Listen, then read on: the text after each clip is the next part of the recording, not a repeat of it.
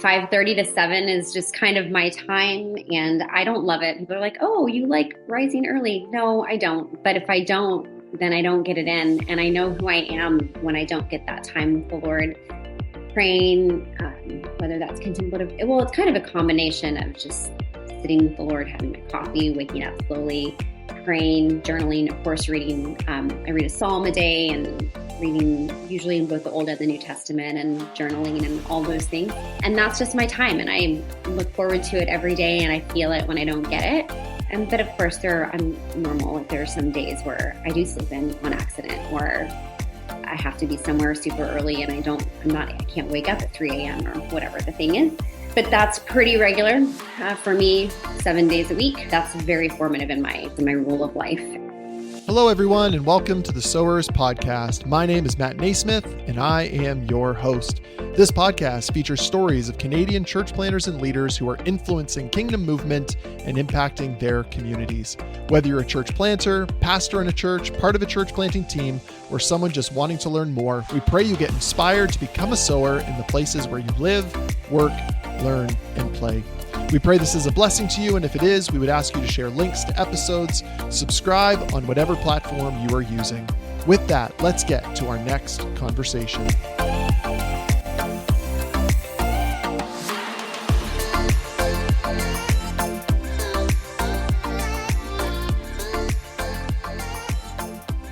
Welcome, friends, to the Sowers Podcast. Thanks for joining us for this episode and this conversation. If this is you here for the very first time, a special welcome to you. Or if this is you returning, welcome back. Good to have you. Well, we are in the summer months, and so oftentimes that means a time of vacation and rest for many people. I had a week of holidays last week and have some more upcoming. That's you. I hope that you have a very restful time, or at least a bit of a change of pace, a change of rhythm from what you are accustomed to doing on a daily basis, whether you are alone or whether you will be with family. And so you may even be listening to this as you're on your way to some sort of holiday. Maybe you're doing a staycation. Wherever you are, praying God's rich blessing and rest over you in these summer months. Well, as I've said in past episodes, we're taking a little bit of a break over the summer, and so we will have episodes released a little bit more sporadically, but then once September comes back, we'll be getting back to our weekly release format. And so I'm really excited to feature some conversations that I've had over the summer that I think will be really encouraging and uplifting to you. And to get that started, today you're going to hear a conversation that I had with Elita Friesen. Elita is a writer and Bible teacher and has served in various ministry capacities for the last 10 years. She currently serves on the teaching and pastoral team at the Way Church, a church with locations in both Vancouver and North Van. Elita feels uniquely called to encourage this generation, not only toward biblical literacy, but also toward a deep love of Jesus through the study of Scripture. She's the author of several books, including The Whole Church. Elita and her husband Ryan live in the lower mainland of BC with their 4 children. I think you're going to be encouraged by this conversation with Elita, and I think you're going to walk away inspired to grow in your own relationship with Jesus as you hear about Elita's relationship with Jesus. Without further ado, here is my conversation with Elita Friesen. Well, Elita, thank you so much for taking the time to be on the Sowers Podcast today. It's great to engage and have this conversation. Absolutely. Such an honor to be here. How did you come to know Jesus, and when did you begin sensing an invitation of God to serve his church? My dad is a pastor, so typical PKs, maybe not a typical one, but my story was I kind of erred on the side of loving the church. I think that maybe there's kind of 2 extremes, the ones that maybe rebel and then the ones that just love the church from an early age. And I was one of those that, for whatever reason, loved the people of God, not just the building of the church, but really, truly the people. So grew up in the church, have loved Jesus. I really do feel most of my life. I remember being, maybe 4 or 5 and just talking to him in my room and just really believing that he was just as real as my parents were. And so that was a real gift of faith. So that's been, and I'm 40 now, so pretty much my whole life. And then I would say Man, I remember early on, I think it's Psalm 84 that says, I would rather be a doorkeeper in the house of my God than dwell in the tents of the wicked, I think is what it says. And I remember hearing that pretty early, like before 10 and going, yep, that's what I want to do. I want to be. I didn't really know what it meant theologically, but it sounded like I was imagining an actual doorkeeper. And I thought, well, that's what I want to do. I don't know what that means, but I want to be in the church, working in the church if I could give my life to this. And so, of course, how that evolved over time, I followed different paths. I thought maybe youth, maybe worship, maybe this, maybe that. And I think the great thing about being young and in the church is you get to try on all those hats. But really, for me, I didn't discover my place. And I think our place maybe changes over time, depending on what you do. But I didn't really discover my unique calling, I guess, in the church until I was in my late 20s when I realized that I loved teaching. My undergrad was in communication, so it was a pretty natural fit. And not only that, but I had people around me going, I think you're called to teach. And they were identifying it in me. And then I was getting invitations through no attempt of my own to try to, push myself in or try to open any doors for myself, just being invited into different places. And that's kind of evolved for me, which is what I do now. So I'm on the teaching team, the pastoral team at the Way in Vancouver. And that's what I do. I teach and I get to preach. And part of that is also just naturally when you're up teaching on Sundays on a pretty regular basis, you have people coming to you and you're meeting with them, and primarily in my case, women. And so that's been a great joy as well, getting to step into that. But I don't know if you've read Eugene Peterson's autobiography of Burning in My Bones. I don't remember if it's at the beginning or not, but he has this great line about likening his life to a dog trailing a scent. And he says that his life, the way his life sort of unfolded, was more like tracing a scent than following a map.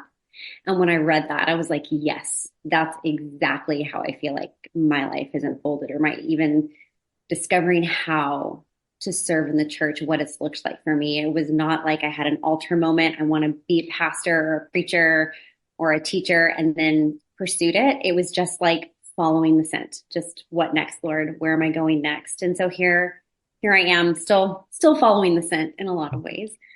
And so, yeah, that's my story so far. I think a lot of folks in ministry, they go through different experiences where, to use that analogy, they're following different scents. Can you go back and share with us maybe some meaningful shifts in the pursuit? Yeah, I think that for me, a big one was college, realizing that, okay, I had a double major in worship leadership. I thought maybe there would be a worship thing, kind of following that scent, and at the same time doing communication. And over those 4 years of school, I really began to, worship seemed like the more natural thing that would serve the church, not communication. But I began to realize that the gifting that I had, and where I really felt like I feel like this is actually honoring the Lord. Like he finds great delight in me using my mouth, was in the field of communication. So that was a really strange, like as the pendulum began to swing or in that direction for me, it was weird because I thought worship seems more obvious, but that was a pretty big one at the end of those 4 years to go. I think it's communication. That's where it's going towards.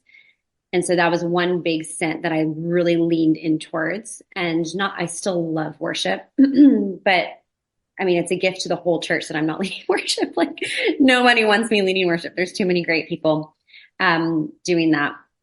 And I'm also not good at it. So it's a bonus for everybody. That was a big one. And then I would also say in my early 30s, following along that scent, I was serving in the church and was asked to help the church we were at the time. I was asked to help in women's ministry. And I thought, yuck, I don't know why. I just had this weird association in my brain of like, that's just fluffy. That's fluffy. And I don't want to do that. I want like real gritty faith. I don't know. But again, following the scent, felt like the Lord was prompting me to say yes, and discovered to my great delight how amazing it was to be around a multi-generational gathering of women who, like the older women who were speaking into the younger women. And that was very, very formative in my writing and my teaching even. It gave me it really helped expand my thinking around ministry. And so I followed that scent, and that actually then led into me writing Bible studies and teaching more, which then kind of opened other doors. And so those are two probably pretty big ones. And talk about maybe the role of people around you. I was just reading John Thompson's book Perseverance, and in the first chapter he talks about how our callings are affirmed, and one of the ways he talks about our calling being affirmed is in community, the people that are around us. So maybe share a little bit, because I know that the leaders that are likely listening to this podcast, they're trying to discern steps that are next as far as their ministry assignments, their callings. How integral is the role of other people in affirming those things in our lives? Gosh, I think it is so important. I mean, I had a sense, like I said, pretty early on, that there was a natural hardwiring in me, but I can't tell you what it did for me to have other people speak into that and affirm that. It just kind of like breathed wind into my sails. I knew who I was. It didn't speak to my identity. I knew who God had made me, what he had gifted me to do, but to have other people come alongside and affirm in the same way that Paul affirms Timothy, right? Like we read about that in 1st and 2nd Timothy. He's like, fan into flame the gifts. That's what I felt, people coming alongside. And it wasn't all the time, but it was enough that I started, this was like late 20s, around 26, 27. I started a file, an encouragement file, just to remind myself, because if you're in ministry, we all know that there's more hard days probably than, the great days. We get, the hard emails or the complaints or the whatever. And so to have the encouragement from people that's really pointed, I had just started a file on hard days, remind me. And of course, in addition to the reminding that I want from the Lord, but just to remember, this is what people have seen over the years. And these are people that I really esteem. And that has been a reminder for me as well. Now, as I'm in a place and at the way we're doing, Chris Price and I we sort of co-lead. He leads more, but I help him now. It's kind of a new role that I'm sort of stepping into this year, of helping to lead our teaching team at the church. So we have this cohort of young preachers that we work with. We meet with them maybe like twice a quarter.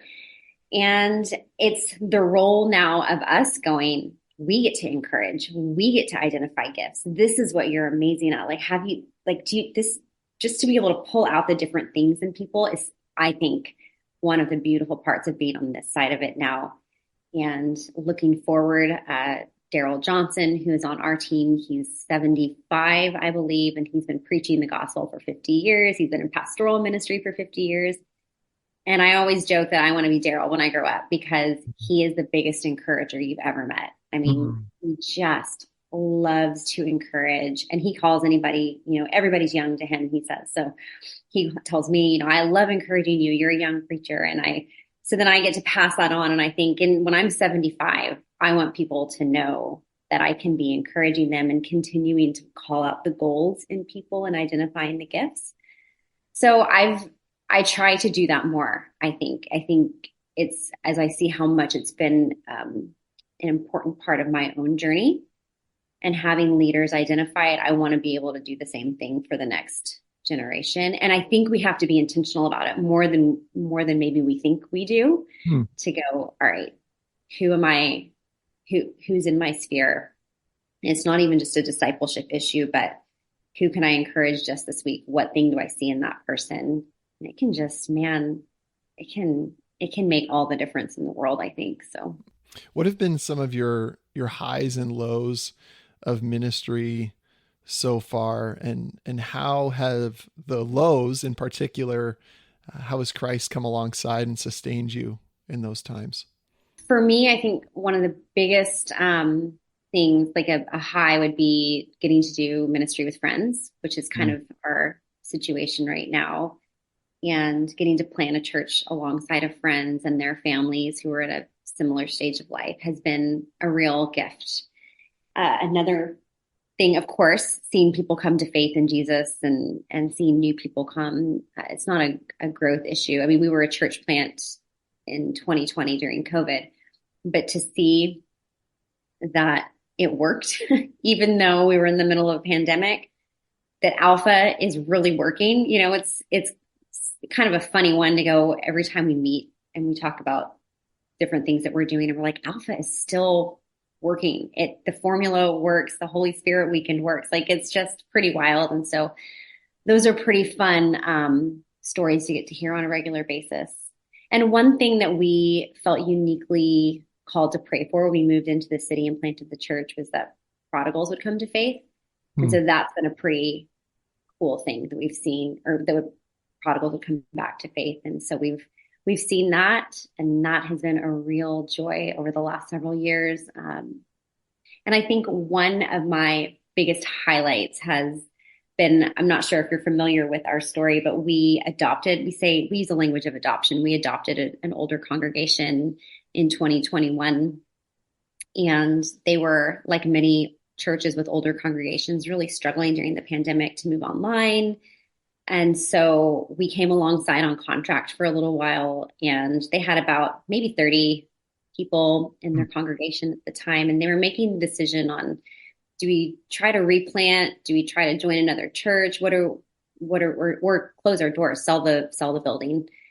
And so they ended up asking us to adopt them. And so they are part of our church now, and it's in North Vancouver. So it's called the Way North Vancouver. And that congregation is just so exciting because there's now 2 services. We have all these baby dedications happening. We have, loads of kids coming every Sunday. We have kids camp in the summer, and we've got these people Mm. who were there and remembering how close they were to closing their doors. And every time we have a baby dedication, they're just out in the hallway crying, going, man, God is so faithful. Like, this is just so wild. So that's been a Yeah. pretty high for me to get to see that over the last few years. But lows, I mean, we've had friends move on as well. That's maybe an easy low. It's not the worst thing because it's all good things. They're going to different places, moving to different cities or different things. But that's just hard on a personal level because yeah, that's just a personal thing for me. That's been hard. But I think also, and a lot of pastors would understand this, ministry can be lonely. It's by necessity, your circles get smaller. And so there's just kind of no way around that. And at the same time, in my personal life, my one of my best friends, my best friend, who I call her my confessing friend, her and her husband moved to the island to pastor a church. And so that's been hard, kind of, my person who we met every Monday and did this thing and trying to find that new rhythm. And do we Zoom? Do we do the phone calls? Like those sorts of things. So that's been hard. And I think as well, women in ministry is that circle is even smaller. So trying to navigate that. But I found people, but it's still hard. It can still be lonely. And I think probably the hardest, maybe, I don't know if I would call it a low, but it's personal to me, is that raising a family at the same time has always been a dance. Mm. How to do this? How do you, and especially as a mom, how do I discern constantly what is difficult soil, what's deadly soil, not sacrificing my family on the altar of ministry? I just refuse to do that. What does that look like? How do I say no and care very deeply about the places where I am in ministry? So that's the constant dance, the toggling for me. And it's not, like I said, necessarily a low, but if I'm having a low day, it's usually because I'm like, Lord, how in the world do I do this? Hmm. And so that's, again, for me, wanting to have the other females in ministry and women who are, how did you do it? whenever you were raising your kids, or how are you doing it right now? So I just take it upon myself to call people and ask them, and can we go for coffee? Can I take you out? And you tell me. So friends, we'll get back to my interview with Elita in just a moment.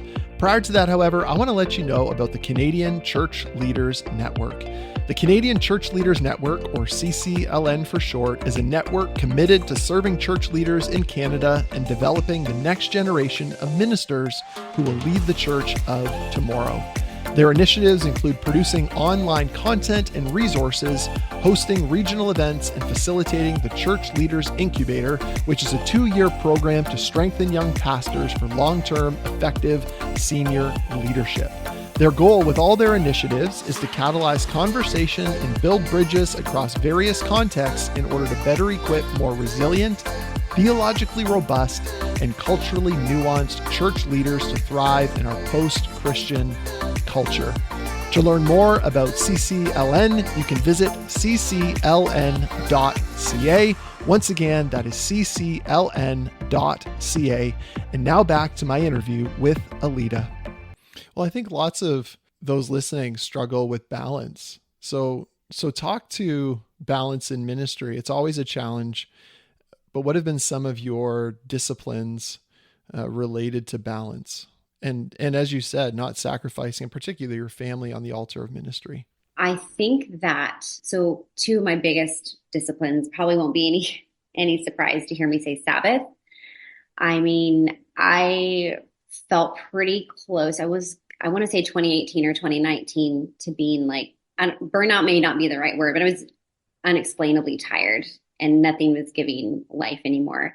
And I think at the same time, it was a lot of talk around Sabbath was sort of starting to come out of the woodwork, Sabbath has always been around. It's always been a conversation, but it was getting re-highlighted, which I think it sort of does in every generation. And so that's kind of what was happening. And I don't remember what books were coming out, but all of a sudden it was on my forefront. So started practicing Sabbath intentionally as a family as best we could. It's not easy, especially when your kids are already teenagers and they're like, whoa, what is this that we're doing on Friday and Saturday? No, Elita, just for our listeners that maybe aren't entirely familiar with Sabbath, can you briefly define Sabbath and describe then what that would look like in the life of yourself and your family? So Sabbath is a 24-hour period where you stop, rest, worship, delight. And so for our family, that's exactly what it is. Friday, and it can look different for everybody. And I always say, like a lot of people who talk about Sabbath, start where you are, not where you wish you were. So if 24 hours sounds like that's insane, then go for 2 hours, on a Friday morning or whatever. If you can't bring your kids along for it, start just yourself. But in our case, we did a pretty abrupt, all right, we're going all in. So for us, it's Friday nights around dinner time. And that means for our family, I don't cook dinner. We order in pizza, or we have made something ahead of time ready to go, or sushi or something. And we sit around the table, we light a candle, and Ryan is my husband. We will say just this is not prescriptive, by the way. I'm just describing how. Yeah, this is great. And I'm sure everybody does it different, but we just say the blessing over our children that Aaron said in the book of Deuteronomy, in the book of Numbers. And so may the Lord bless you and keep you and make his face. So we do that over all 4 of our kids. And our oldest son is almost 19. He has a girlfriend now. And so she was over last Friday night, and we said it to her and just looked her straight in the eye and, blessed her. We'll do it if our kids' friends are over. It doesn't just have to be our family. Whoever's there for it gets the blessing. So we do that for our kids, and then sometimes we'll expand on that and, may you just something specific to them. And oftentimes that's where you just feel, not in a weird way, but a moment to just really bless your kids and what you see in them, and almost like prophetically speak over, not almost, it is like a prophetic speaking up over your kids. And then without it being weird. And then we have dinner together, and then usually we watch a movie that's appropriate for all 6 of us. We decided pretty early on that we wanted Sabbath to be good news for our kids. So some people don't do screens on Sabbath. That's not us. We watch a movie all together. And then have popcorn and dessert and all the things that we don't normally do during the week and go to bed. And Saturday morning, it's a big pancake breakfast or French toast, one of those two every Saturday. And then Saturday is for like resting. I'll read, we'll go on walks. Sometimes our kids have play dates. Like we're not super strict because we want it to be good news for our kids and for them to not dread, man, Sabbath is the worst. We can't hang out with our friends or do anything. So it's a little more flexible. I think if it were just Ryan and I, we would be like, we are not, we're just going to read and really rest. We're going to sleep in maybe one day, but right now that's kind of what our Sabbath. Now, are cell phones away? You have an almost 19-year-old. Are you asking him to put his cell phone away? That's a great question. We don't make him put his cell phone away. The other two don't have. So he's the only one that's got a phone besides Ryan and I. So again, it's not prescriptive. That's just how we do it. And we do though, like intentionally try to have our phones separated from us less time. We're not no social media or any of those kinds of things. But we don't have a landline. So that's also a tricky one because, if people need to get a hold of us or there's an emergency, which there has been before, those sorts of things. And yeah, you have to make it work. Yeah, that's us. So Sabbath, you said, is one of the disciplines. What would be another discipline to help maintain balance? Solitude for me. That for me is morning times with the Lord. Again, my kids are very early wakers. I figured that out pretty early on into motherhood. So 5:30 to 7 is just kind of my time, and I don't love it. People are like, "Oh, you like rising early?" No, I don't. But if I don't, then I don't get it in, and I know who I am when I don't get that time with the Lord. Praying, whether that's contemplative. Well, it's kind of a combination of just sitting with the Lord, having my coffee, waking up slowly,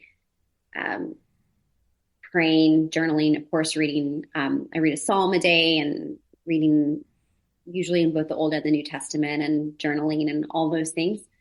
And that's just my time. And I look forward to it every day and I feel it when I don't get it. But of course I'm normal. Like there are some days where I do sleep in on accident or I have to be somewhere super early and I can't wake up at 3 a.m. or whatever the thing is. But that's pretty regular for me, 7 days a week. And then that's very formative in my, I guess in my rule of life, if you would call it that. And then there are other disciplines for balance. Date night with my husband, like just to stay connected. So we're chatting and we're talking, which is easier now because our kids, 3 of them are teenagers. So we can, leave randomly, which you couldn't do when they were younger. And then we also try to have times where he can go away. My husband can go away by himself. I can go away by myself for like a night or two, sometimes together, but that's harder the older they get. Just to be able to pray, be with the Lord. Again, kind of that solitude. So those are just some of the things for striking balance. And then this is a fun one, maybe. I don't know if it is a discipline because it's worked into our schedule. Monday nights in our family, we have something called Mug Up. And if anybody who's been to camp, I don't know if this is is the West Coast thing, but they do it here. Where it's like midnight Mug Up or something like that at camp where you go and you have like dessert every night. So we decided to implement Mug Up on Monday nights with our family. So we come together about 7, we all have dessert and we play games or we'll watch like old not funny, but family videos of when the kids were like babies. But usually we're just playing games like Catan or, Monopoly or something.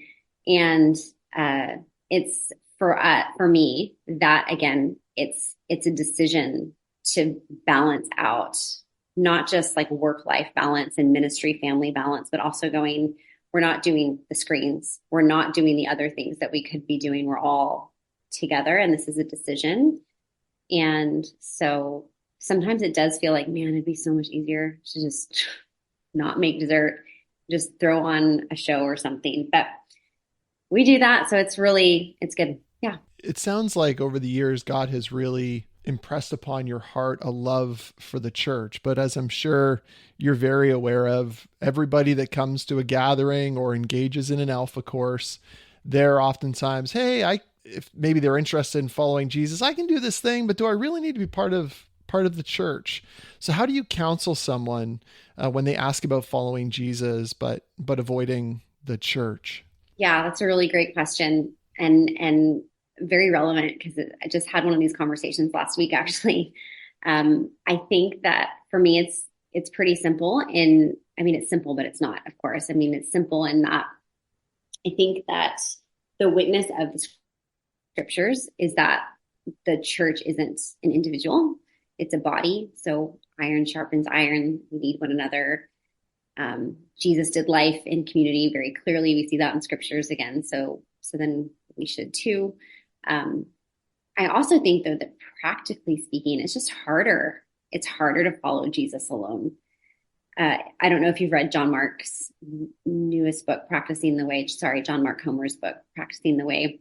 But he's one of the things that John Mark is so good at is pulling really great quotes, and that's one of the reasons that I love reading him so much. But he quotes AA, and apparently AA has this line that says, "I get drunk, we stay sober," and it's just pointing to this thing of like there's a we-ness to things, like there's a togetherness that's involved, and so that's an AA thing, but it's similar to church. Like I can get into whatever, but it's a lot harder when there's a togetherness involved in the thing. So I counsel people to take baby steps and to try very practically. In a meeting that I was in last week, my encouragement was come for 5 minutes and come late. So you don't have to do the everybody talking to you, asking you where you're from, why you haven't been around for a year or whatever, your story is, and sneak in the back, go to the balcony, just that, and that's fine. But maybe just take baby steps and just see how you feel. And then come again the next week, say for 10 minutes, just baby step it. And if church feels like it's too much, you could try going to just a different function that we're doing that feels less formal. But that's always my encouragement is just, the church is a family. We get hurt and we hurt others. It's just part of it. There's no, if people are looking for a perfect version of a church somewhere, we will be disappointed every time.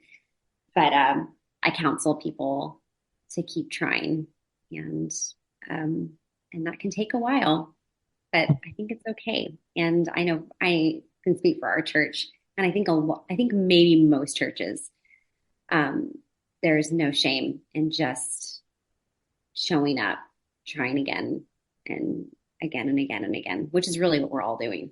Thanks for sharing that. The goal of this podcast is to inspire and equip and encourage people to become sowers of the gospel in the places they live, work, learn, and play. That can be through word, that can be through deed. How have you, over the years, practiced being a sower of the gospel in the places you live, work, learn, and play? And what does that look like in different seasons of life with your family too? Great question. We have moved a number of times, and actually we used to live in Alabama and before we lived here, but I know that we moved 9 times in 13 years. And so it was a lot of moving, a lot of different houses. And we have always felt that the primary way that we're able to be the gospel, to be faithful to sharing the gospel is in our home, in the way that we live our lives, but primarily in the way that we neighbor. And so we have always been very intentional about knowing our neighbors' names. And you can do that, you can do things like, come to kids camp with us, or, if you've got friends that are your neighbors that have like little kids or whatever. And we've done those sorts of things, but that's not been our primary way. Our primary way has just been by being good neighbors, by helping to, or like inviting people over for dinner and they get in our house and having conversations with people. And my husband is so good about he loves talking to people who don't know Jesus. It's like his favorite thing. And so he just has a way, there's just some people that have a way of, it's never weird. They can that's him. And so we always manage to have these really profound conversations with neighbors.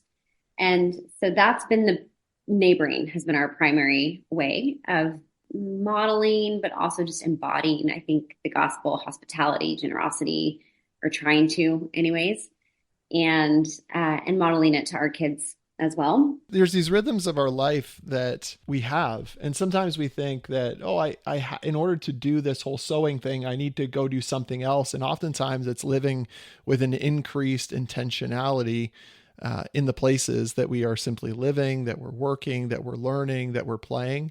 I'm sure you've seen it where, some of the non-Christian relationships that my family and my wife and I now have is because our kids are friends with other kids at school. And so we get introduced to the parents of those other folks. And it's become like the family itself. I was a church planter at one point, and we had missional communities, and we would think about like our small groups as missional communities. So the small group had a particular mission that they were pursuing together. But then as we were thinking about it more, there's also a context in which the family itself and the makeup of the kids and the parents, they are a missional community as well. So maybe with that in mind, how have you seen your family and the makeup with your kids being this missional community? Oh, I mean, you said it. I mean, it's the sports. It's the kid. You get your kid on a soccer team, and it's like boom. It's kind of like I've heard this talked about. If we take it out of the Christian context for a second, it's when you have a kid or you get a dog, then you start meeting people because everybody wants to talk to you. All of a sudden you get on a plane with a baby, and everybody's like, oh, that kind of thing. Or not everybody. Some people are sad about babies on planes, but generally speaking, people talk to you more whenever you have these, a kid or a dog. But I have definitely found doors just are wide open. And I don't know if this is different people have different opinions on this, but I mean, Ryan and I grew up where we were not, Halloween was like, no, you don't touch that. But we found it to be like one of the most missional nights of the entire year for our family to get to meet. It's like, what other night of the year are so many people coming to your door and you're getting to talk to them and meet the parents. And so there's so many different ways, but yes, sports for sure. When our kids are on the sports teams, swimming teams, gymnastics, dance, ballet, you name it, you're doing all the things, and you get to meet the parents and you get to meet families, and then you start inviting them, and there's a curiosity, I think, by nature, whenever you're doing things differently as a family, or trying to do things differently. And of course, my kids are teenagers now, and there's some autonomy there, and they get to make their own decisions, and you're like, ooh, okay, please. And it's not about part of some of the unlearning I've had to do is for so long, it's not like about controlling a narrative, but for so long, when you functioned the way we're talking of our family unit, this is our purpose. This is part of why God's brought us together. We're going to be salt. We're going to be light.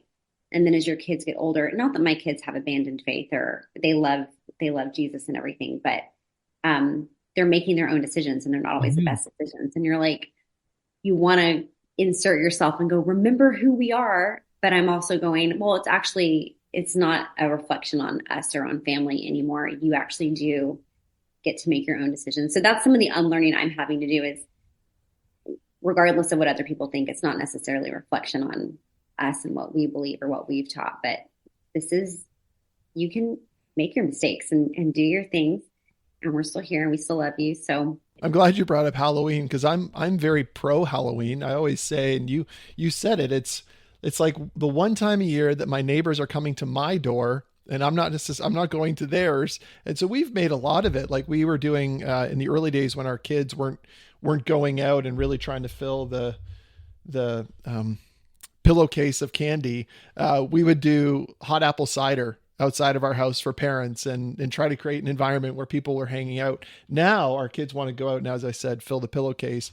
But now we just get together with the same family, one of our kids' parents, and they started at our house last year, and then we'll go to their place and back and forth. And that's now a night that we spend in community with those that don't know and love Jesus. totally. We did the same thing. Hot apple cider, hot chocolate, We had friends that did the full size candy bars, and we have so many kids in our neighborhood. I was like, listen, I can't dump thousands of dollars on Halloween, but I can do regular candy and, treats for adults who are freezing because it's always so cold and usually rainy on Halloween. But yeah, I see it as a win for sure, and getting to meet people and reminding people who we are. And this is actually the house that we're in now has been the hardest one for sure to meet neighbors. And there's been a lot of turnover with neighbors. And so we still find ourselves going, we want to do better. So it's always I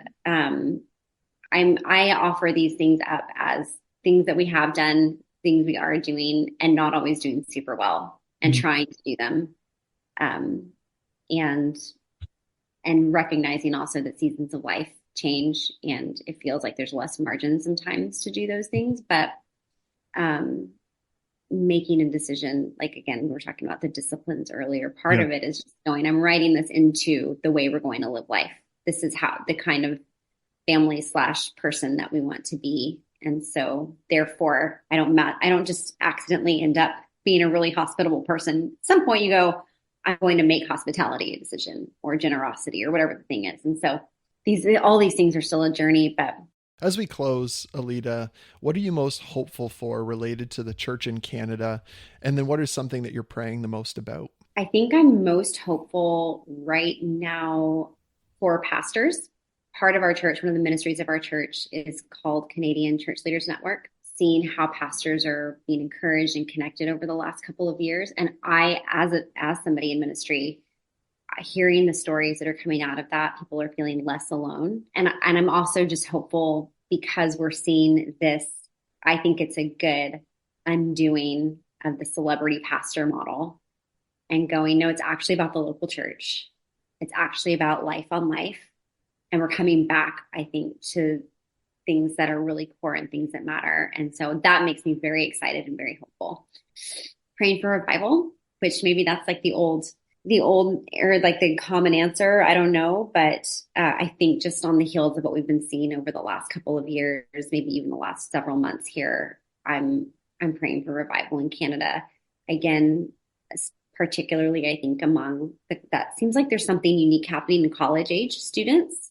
And my oldest is almost 19, going to college in the fall. And so I'm like, do it, Lord, do it. And he loves you, but I just am praying for that. Elita, thanks again for being on this podcast and sharing your heart with us. Such an honor. Thanks for having me. Well, friends, I'm sure you'd agree that there is much from this conversation with Elita that could be applied as this episode's action step.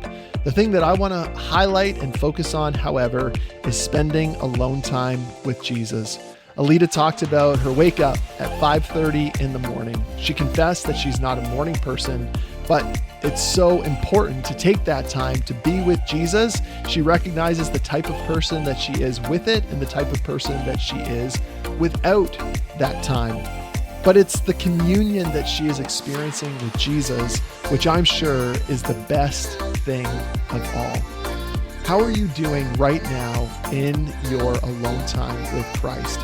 Yes, you will not be perfect, and rarely have I ever talked to somebody who has practiced perfection in this area.